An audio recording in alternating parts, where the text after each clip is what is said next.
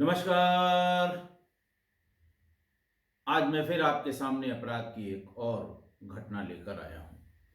आज के अपराध की घटना भी बहुत पुरानी है, लेकिन एक ज़माने में ये मिस्ट्री थी, एक रहस्य था, जिसका खुलासा कई सालों बाद हुआ था।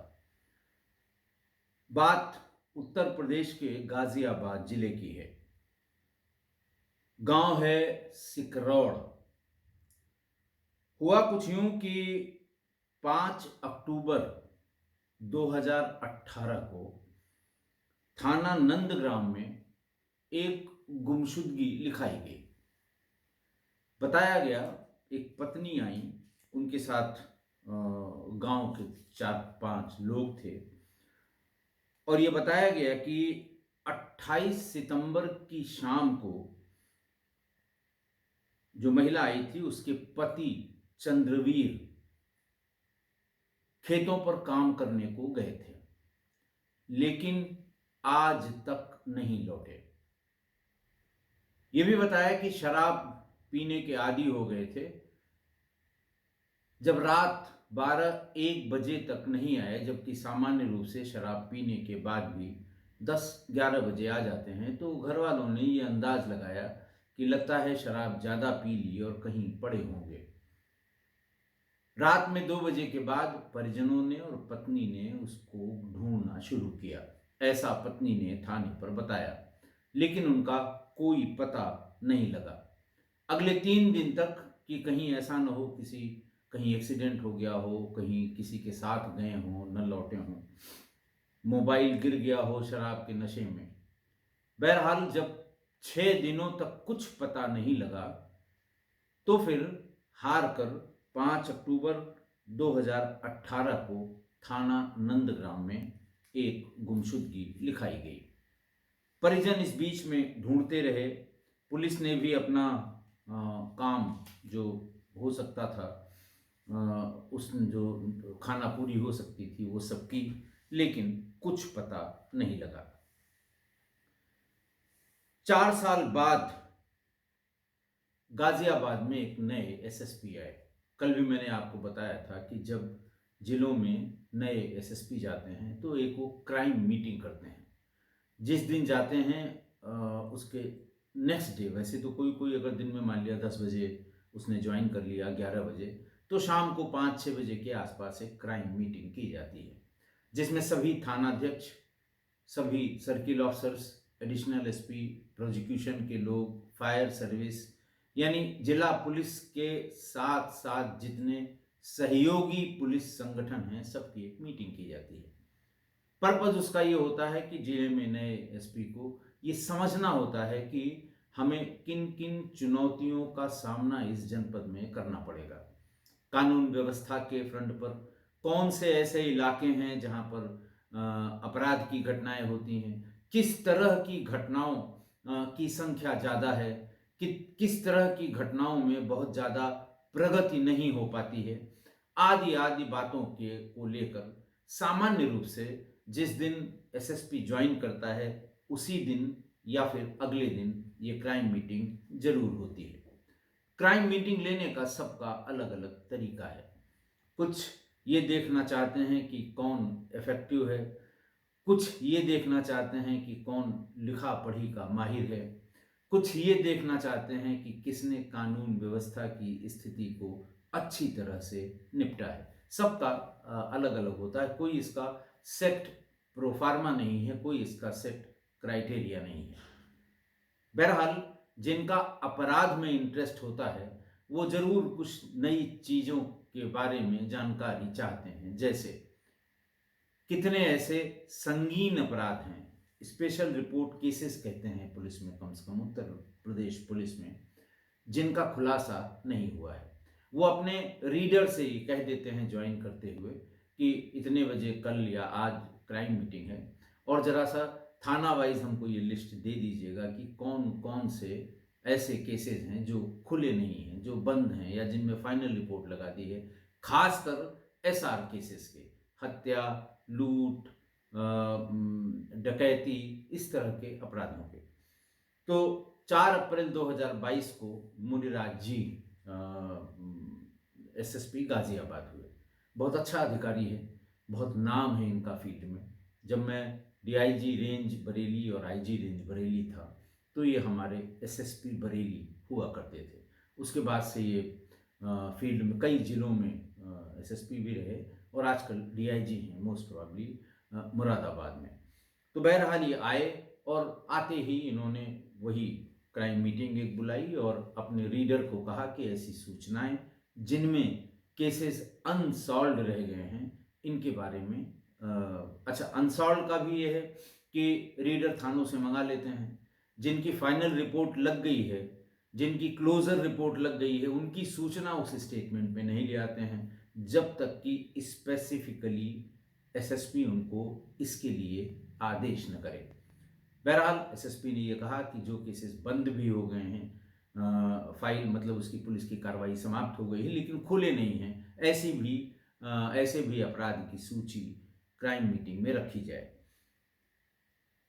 उन्होंने वही पुराने जब केसेस देखे तो उन्होंने उसमें ये देखा कि चंद्रवीर सिंह की गुमशुदगी का मामला 2018 का और चार्ज उन्होंने लिया 4 अप्रैल 2022 को, यानी 4 सालों से ये गुमशुदगी सुलझ नहीं पाई है। जिंदा है, मुर्दा है, कहीं चला गया है, आपस का झगड़ा है, कोई चीज़ किसी बात का उल्लेख उसमें जो रिपोर्ट सबमिट की गई या जो रिपोर्ट क्राइम मीटिंग के लिए रखी गई उसमें उन्होंने देखा। संबंधित थानाध्यक्ष से बातचीत की, फिर थाने से इसको विवेचना न कराने का निर्णय लेते हुए उसी समय क्राइम मीटिंग में ही उन्होंने क्राइम ब्रांच के इंस्पेक्टर अब्दुल रहमान सिद्दीकी को इस केस के या इस मामले की विवेचना करने का निर्देश दिया। ऑफिशियल आदेश एक आध दिन बाद मिल जाता। खैर वो उन्होंने पूरी उसकी फाइल संबंधित थाने से प्राप्त की, पूरी फाइल पढ़ी, फिर उसमें उसको अब्दुल रहमान सिद्दीकी को इंस्पेक्टर को कई सिरे दिखाई पड़े।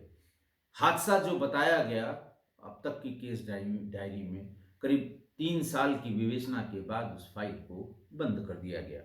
तो जो उसमें अब तक विवेचना में आया था कि शराब के नशे में दोस्तों में झगड़ा और भूरा सिंह से चलने वाला विवाद, जमीन का विवाद और बाद में भूरा सिंह का मर्डर, ये 2 लाइन में उसका जो जिस्ट होता है इस केस का, ये अब्दुल रहमान सिद्दीकी ने इसको स्टडी किया और फिर लगा कि जब एक मर्डर हुआ है और भूमि विवाद है, गायब होना है, कुछ न कुछ कहीं न कहीं इसमें सिरा मिलना चाहिए।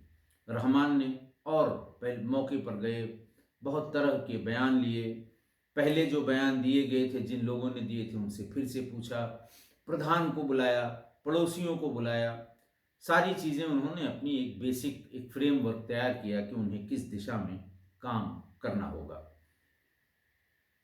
चंद्रवीर की पत्नी सविता से उन्होंने कई राउंड बातचीत की। इंस्पेक्टर को उसका व्यवहार कुछ अजीब लगा।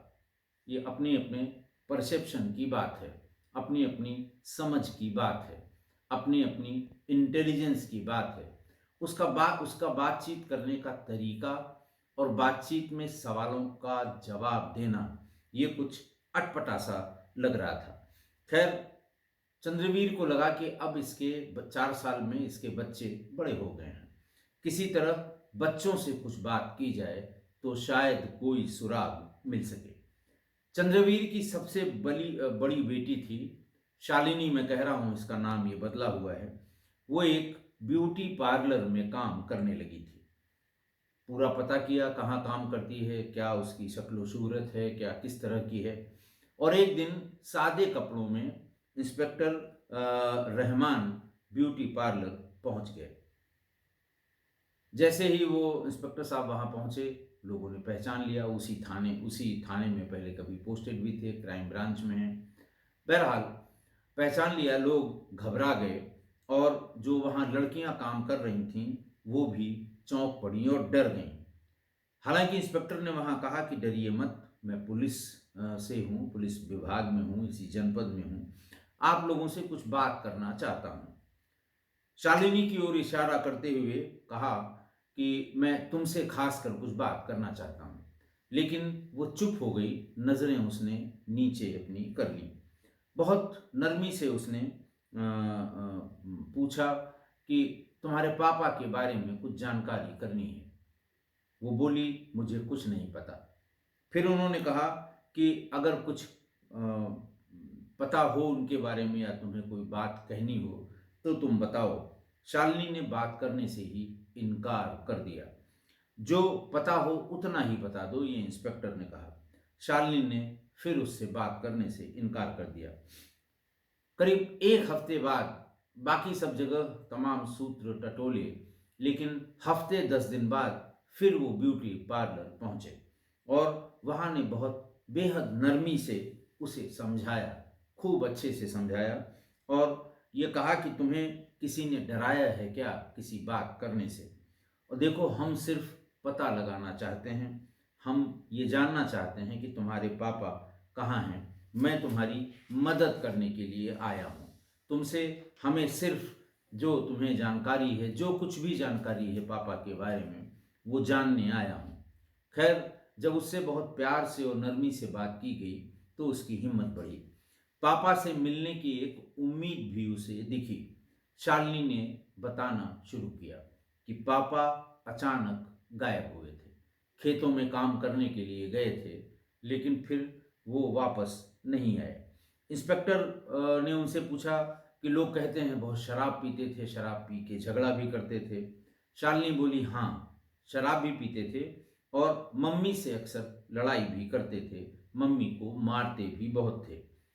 इंस्पेक्टर रहमान ने पूछा कि फिर मम्मी क्या कहती थी? इस सवाल पर शालिनी चुप हो गई। अचानक बोली, पापा के जाने का मम्मी को कोई गम नहीं था। पापा जिस टाइम खेत से आते थे, अब उस टाइम पर अरुण चाचा आते हैं। अरुण चाचा का नाम पहला नाम था जो इतनी ढेर सारी इन्वेस्टिगेशन पहले जो 3 साल हुई थी और इधर जो 1 महीने से इंस्पेक्टर अब्दुल रहमान सिद्दीकी कर रहे थे, उसमें अरुण नाम के किसी व्यक्ति का कोई रिफ्लेक्शन नहीं आया था। इसलिए इंस्पेक्टर साहब चौंके। उन्होंने कहा, भाई अरुण चाचा कौन है? तो शालिनी बोली, हाँ, यहीं पास में रहते हैं और अब वो बराबर आते जाते रहते हैं। मम्मी ने ही कुछ किया है, ऐसी मुझे शंका है। इसके बाद रहमान ने अपने आदमियों को सादे में लगाकर अरुण की निगरानी शुरू कर दी।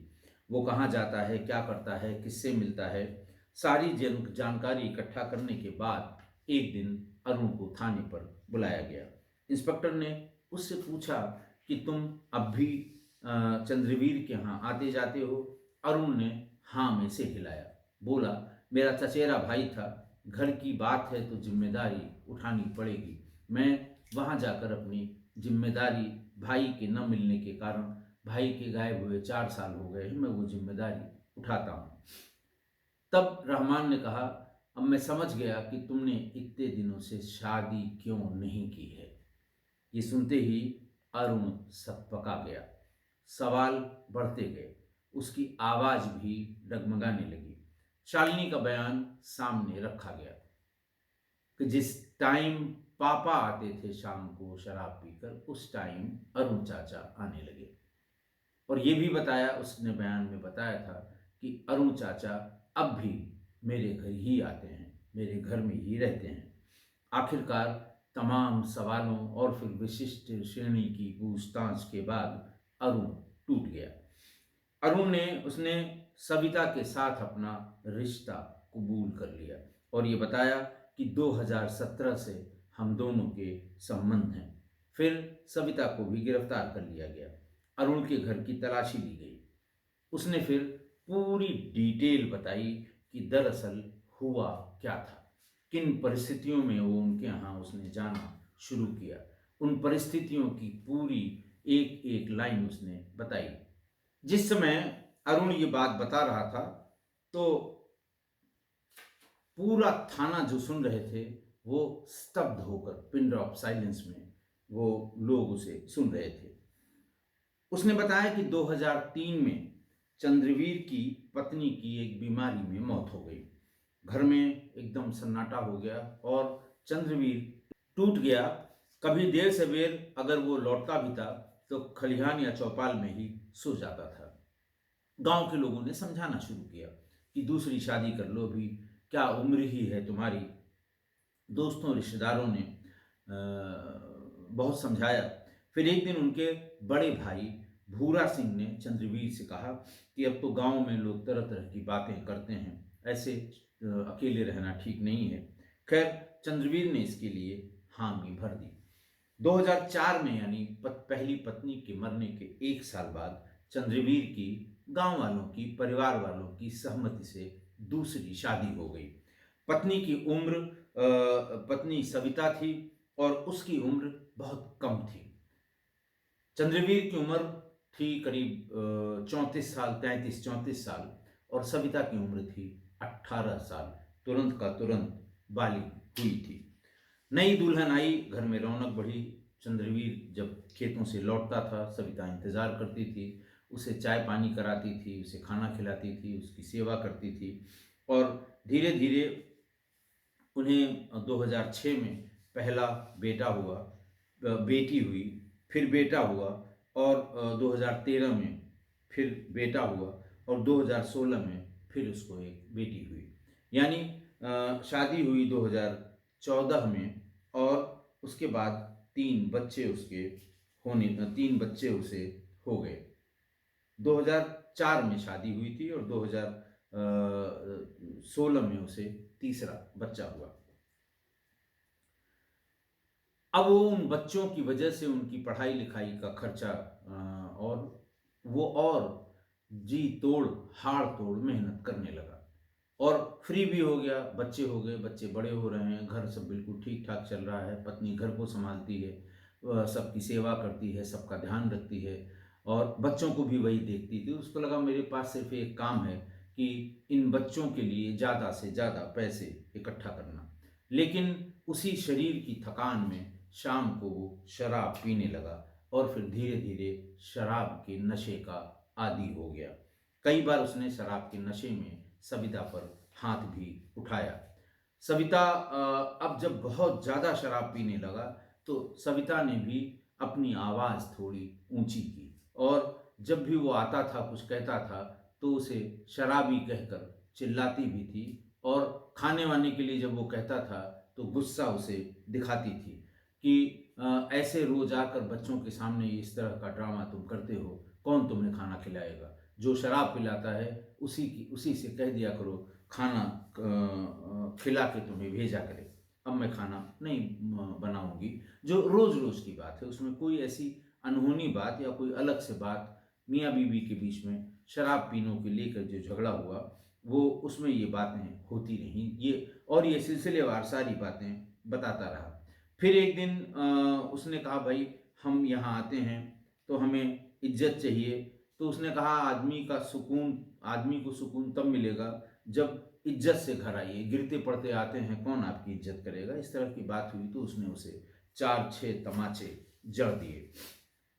धीरे धीरे आसपास भी ये बात होने लगी कि अब चंद्रवीर शराब बहुत पीता है और शाम को जब भी घर आता है पत्नी से लड़ाई करता है।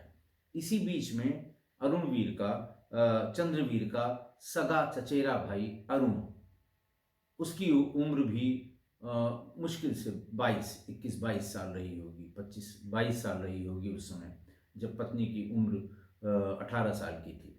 तो वो धीरे धीरे घर आने लगा। हाल चाल तो भाई से लेता था, बाहर भाई के पास बैठता था, लेकिन नजरें उसकी कहीं और रहा करती थी। एक दिन शाम को देखा उसने कि सारे बच्चे बाहर खेल रहे हैं तो वो सीधे आंगन में चला गया, चारपाई पर बैठ गया, और फिर वही बातें जो एक दूसरे के प्रति आकर्षण में की जाती हैं वो उसने शुरू की अपनी भाभी सविता से। खैर सविता ने बताया कि कैसे दिन निकलता है, कैसे दिन डूब जाता है। मैं दिन भर बच्चों की परवरिश में लगी रहती हूँ, खाना बनाती हूँ और भाई साहब का इंतज़ार करती हूँ। और फिर उसने अपनी जो जो दुखड़ा है वो भी कहा कि वो रात में आते हैं, बहुत रात में शराब पी कर आते हैं, लड़खड़ाते हुए आते हैं, बच्चों के सामने ही बदतमीज़ी करते हैं।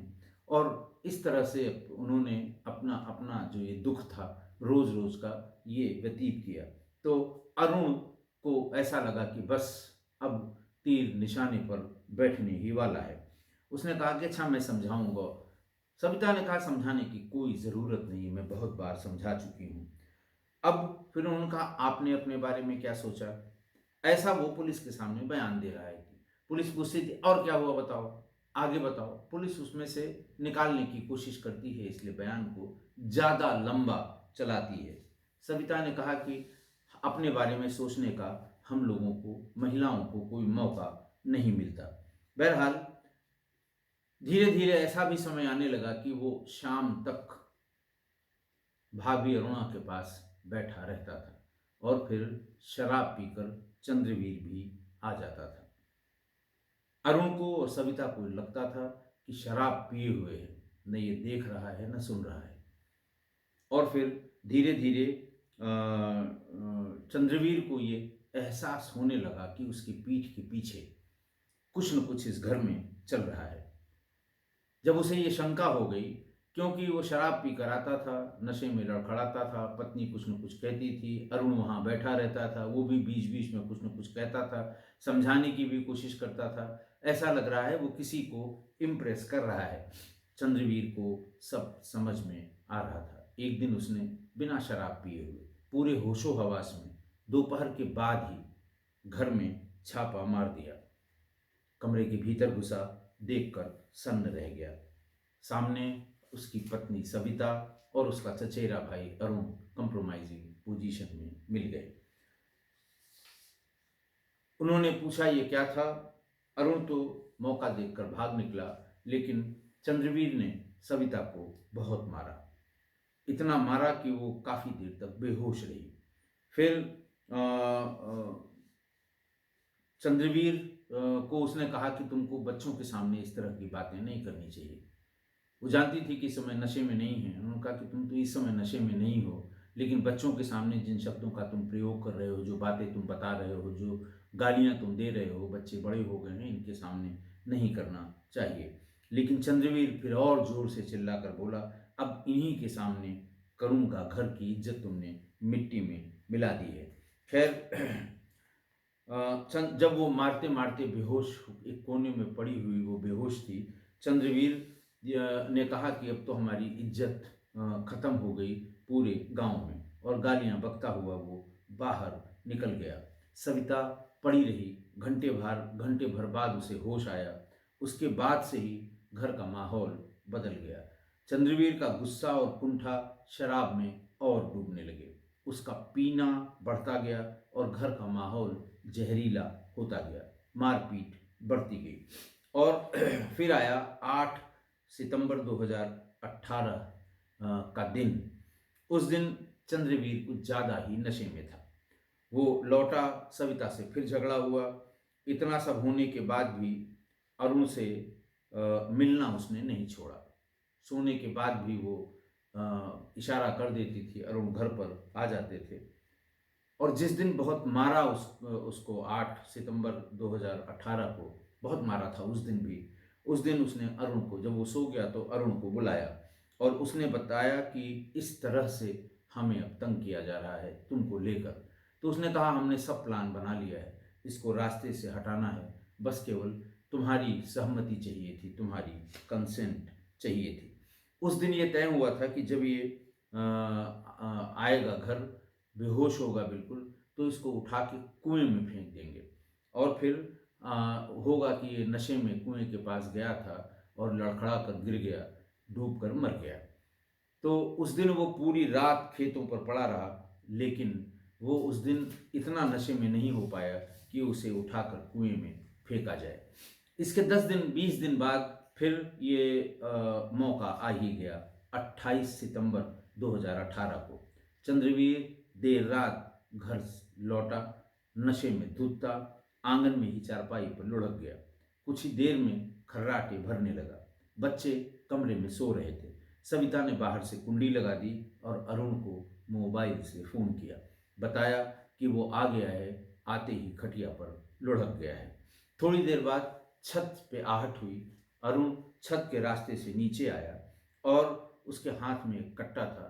दोनों हाथों से उसने कट्टा पकड़ा और ये बताया कि अब मैं गोली मार दूं। तो नली को जैसे ही चंद्रवीर के सिर के पास रखा, तभी सविता ने उसे रोक दिया। वो दौड़ते हुए भीतर गई और एक बाल्टी ले आई, प्लास्टिक की बड़ी बाल्टी। उसको खटिया के नीचे रख दिया। अरुण ने पूछा, ये क्या है? उसने कहा, तुम गोली मारोगे, खून गिरेगा, इधर उधर खून जाएगा, बच्चों को सवेरे शक हो जाएगा। जो कुछ भी खून गिरे वो इसी बाल्टी में गिरे, बाद में इसको हम लोग हटा देंगे। अरुण ने कहा कि ये तो बड़ा इंटेलिजेंट काम किया, लेकिन अब मेरी तरफ से एक काम ये कर दो, इसके मुंह पर कपड़ा बांध दो। सविता ने कहा कि कपड़े का क्या मतलब है? तो उसने कहा, कपड़ा अगर बांधोगी तो छींटे दीवार पर नहीं पड़ेंगे और सवेरे बच्चे खून के छींटे देखकर कोई सवाल नहीं करेंगे। बहरहाल वो भीतर से कपड़ा ले आई और चंद्रवीर के मुंह पर कपड़ा बांध दिया। जैसे ही उसने अपना कपड़ा बांध के हाथ हटाया, वैसे ही चंद्रवीर ने उसके माथे पर सटा के गोली चला दी, जो माथे से सिर से गुजर के नीचे उसकी बुलेट गिर गई। खैर, बुलेट जब नीचे गिरी तो उसे संभाल के खून वाली बाल्टी में ही डाल दिया और करीब 2 घंटे तक वो लोग इस बात का इंतज़ार करते रहे कि सिर का खून बाल्टी में टपकना बंद हो जाए। बहुत रात गहरी हो गई थी। सन्नाटा पसर गया था। अरुण ने ये बताया कि अब इसको ले चलना है। मैंने अपने घर में इसके लिए गड्ढा खोद के रखा है। चूंकि उसके माँ बाप मर गए थे और घर में वो अकेला रहता था, इसलिए घर के भीतर उसने आंगन में एक बड़ा गड्ढा खोद रखा था। उसने पूछा कि अरे, इतना पहले से तुमने तैयारी की? उनका समय नहीं है, जल्दी चलो। इस समय गांव में सन्नाटा है, कुत्ते भी अब नहीं भौंक रहे हैं। दोनों चंद्रवीर की लाश उठाकर अरुण के घर ले गए। आंगन में गड्ढा खुदा पड़ा हुआ था और फिर सविता अपने साथ बाल्टी भी ले आई और उसने कहा, बाल्टी का क्या करना है? बोले, सब इसी गड्ढे में डाल दिया जाएगा। लाश को गड्ढे के पास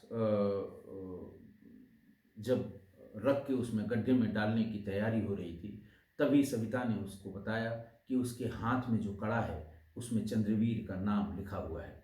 दोनों ने मिलकर, सविता और अरुण ने मिलकर उस कड़े को बाहर खींचने की कोशिश की हाथ से, लेकिन वो नहीं निकला। उन्होंने कहा, अब इसको काटना ही पड़ेगा। अरुण ने बांका उठाया और एक झटके में ही उसकी कलाई काट के और वो उसका लोहे का कड़ा निकाल लिया। उसको एक अलग कपड़े में बांध दिया और उसके बाद लाश को गड्ढे में डालकर करीब 1.5 क्विंटल खड़ा नमक वो पहले से लाकर घर में उसने रखा था, वो पूरा नमक उसके ऊपर छिड़क दिया और तमाम प्लास्टिक की पन्नियाँ जितने घर में थीं, प्लास्टिक की बोरियां थीं, उनको उसके ऊपर डाल दिया ताकि गंध इसकी बाहर न जाए। खैर, जिस कपड़े में उसने हाथ को लपेटा था उसको उठाया और वो बाहर चला गया। अरुण जब लौट कर आया तो फिर सविता ने पूछा, तुम कहाँ गए थे? उसने कहा, वो हाथ वाला हिस्सा मैं बाहर केमिकल फैक्ट्री के पीछे फेंक आया हूँ। गड्ढे को पूरी रात भर उन्होंने भरा, समतल किया, लेकिन सविता घबरा रही थी कि हो न हो इसकी बदबू जरूर आएगी। अरुण बोला, मैं रोज अगरबत्तियां जला दूंगा, कोई बदबू नहीं आएगी। कुछ दिन तक अगरबत्तियां जली। फिर वहां उसने अपनी गाय भैंस बांधनी शुरू कर दी ताकि गोबर और जानवरों की गंध लगे। अगर बदबू उठे तो ये लगे कि गोबर और जानवरों की गंध है। कुछ महीनों बाद उसने उसके फर्श को पक्का करा के उसी के ऊपर अपना बेडरूम बना दिया और एक डबल बेड उसके ऊपर डालकर उसी में गद्दा वद्दा बिछा दिया और हर दिन शाम को बच्चों के सोने के बाद सविता और अरुण उसी डबल बेड पर, जिसके नीचे चंद्रवीर दफना दिया गया था, उसके ऊपर वो लोग 4 साल तक सोते रहे। खैर, ये घटना 28 सितंबर की थी। 28 सितंबर की रात में ही उसे गाड़ दिया 29 सितंबर की शाम को सविता ने चंद्रवीर के बड़े भाई, वो जो चचेरे भाई थे भूरा सिंह, उनको फ़ोन किया और उनको ये बताया कि भाई साहब वो कल से लौटे नहीं हैं, खेत कह के गए थे लेकिन अभी तक आए नहीं हैं। भूरा सिंह भी चौंका, बोले कितनी भी पी ले लेकिन वो रात बेरात घर आ जाता था। मैं देख के आता हूँ, हो सकता है कहीं बैठा हुआ मिल जाए। खैर बहुत कोशिश की लेकिन उसका कहीं पता नहीं लगा। रात को चंद्रवीर के घर जब वो पहुंचा भूरा, तो सविता आंगन में रोती हुई बैठी हुई थी। फिर भूरा रिश्तेदारों को लेकर गया, आसपास के गांव में ढूंढा लेकिन कुछ भी पता नहीं लगा और करीब एक हफ्ते की खोजबीन के बाद 5 अक्टूबर को सविता और भूरा सिंह नंदग्राम थाने गए, जहां चंद्रवीर की गुमशुदगी लिखवाई गई। पुलिस ने अपने तमाम सवाल की, आखिरी बार किसके साथ देखा, आखिरी बार कहाँ देखा गया, किससे झगड़ा होता था, कहाँ जाते थे, तमाम जो होते हैं जर जोरू जमीन के सिलसिले में जो बात होती थी, वो वही बातें पुलिस जानना चाहती है। खैर सविता से भी सवाल हुए और बात बात पे वो रोने लगती थी। उसने पुलिस ने पूछा तुम बताओ, तुम्हें अगर किसी पे शक हो। तो सविता ने कहा कि भाई साहब से उन्होंने कई बार कहा था कि घर में दखल न दें। जमीन का उनका झगड़ा, चंद्रवीर का अपने भाई भूरा सिंह से जमीन का झगड़ा था। उन्होंने कहा किस भाई साहब की बात कर रही हो। उसने बिना हिचक भूरा सिंह का नाम बता दिया। पुलिस ने नाम नोट कर लिया। अब पुलिस के निगाह में, शक में सबसे बड़ा शक उसे भूरा के ऊपर था। भूरा को कई राउंड थाने पर बुलाया गया लेकिन उसने कुछ भी बताने से या कुछ भी बोलने से, या उसे जानकारी ही नहीं थी इसलिए वो कुछ कभी बता नहीं पाया। लेकिन इसी बीच में बेटे से उसका कुछ झगड़ा हो गया और बेटे ने भूरा सिंह की हत्या कर दी। जब प्राइम सस्पेक्ट जो पुलिस की निगाह में था भूरा सिंह जब मर गया, तो मामले के जांच की रफ्तार भी धीमी पड़ती गई। वक्त बीतता गया और अंत में पुलिस ने इसकी क्लोजर रिपोर्ट लगा दी, केस बंद कर दिया। सविता ने राहत की सांस ली कि अब वो पुलिस कभी उसका पीछा नहीं करेगी और अब वो अपना दुख दर्द गांव की महिलाओं को बताती रही। लोग उसको सहानुभूतिपूर्वक उसके साथ व्यवहार करते रहे। फिर उसने बताया कि एक दिन बहुत डरी हुई सी सविता मेरे पास आई। अरुण ने बताया कि उसने बताया कि शाम को उसकी बड़ी बेटी ने पूछ लिया कि मम्मी अरुण चाचा रात में ही क्यों आते हैं। सविता चौंक गई। ऐसा उसने अरुण को बताया। अरुण ये पुलिस वालों के सामने बता रहा था कि रात में क्यों आती है, ये सवाल पूछने पे वो डर गई। तो फिर उससे कहा कि तुमने क्या क्या कहा। उसने कहा कि ऐसे ही भैया हैं, चूंकि पापा के भैया हैं इसलिए कभी काम से आते हैं। बेटी ने फिर पूछ लिया लेकिन मम्मी वो तब आते हैं जब अंधेरा हो जाता है, वो दिन में आते हैं, दिन में आया, उनको दिन में आना चाहिए। सविता झुंझला गई और उसकी आवाज़ ऊंची हो गई और उसने कहा कि तुम आजकल सवाल बहुत पूछती हो। फिर वो नहीं रुकी। उसने कहा कि पापा पापा भी रात को खेत से आते थे, अब वो नहीं आते हैं, लेकिन जिस टाइम वो आते थे उस टाइम अरुण चाचा क्यों आते हैं। सविता का चेहरा तमतमा गया और उसके जो भीतर वो एक डर सा समा गया था कि आगे कुछ न पूछे या इसको कुछ न पता हो। तो खैर उसने उसे जबरदस्ती चुप कराया, उसके साथ बल का इस्तेमाल भी किया, मुंह दबाया, उसका जमीन पर पटक दिया। खैर जब उसने ये बात बताई तो अरुण ने कहा कि तुम्हें उसे मारना नहीं चाहिए था। जब वो अगर तुम मारोगी तो ये बात वो बाहर लोगों को बताएगी, इसलिए सुबह उससे बहुत प्यार से बात करना और इतना प्यार से बात करना, उसे कुछ समझा देना ताकि दोबारा ये सवाल न वो तुमसे करे न किसी टोला पड़ोस में किसी से करे।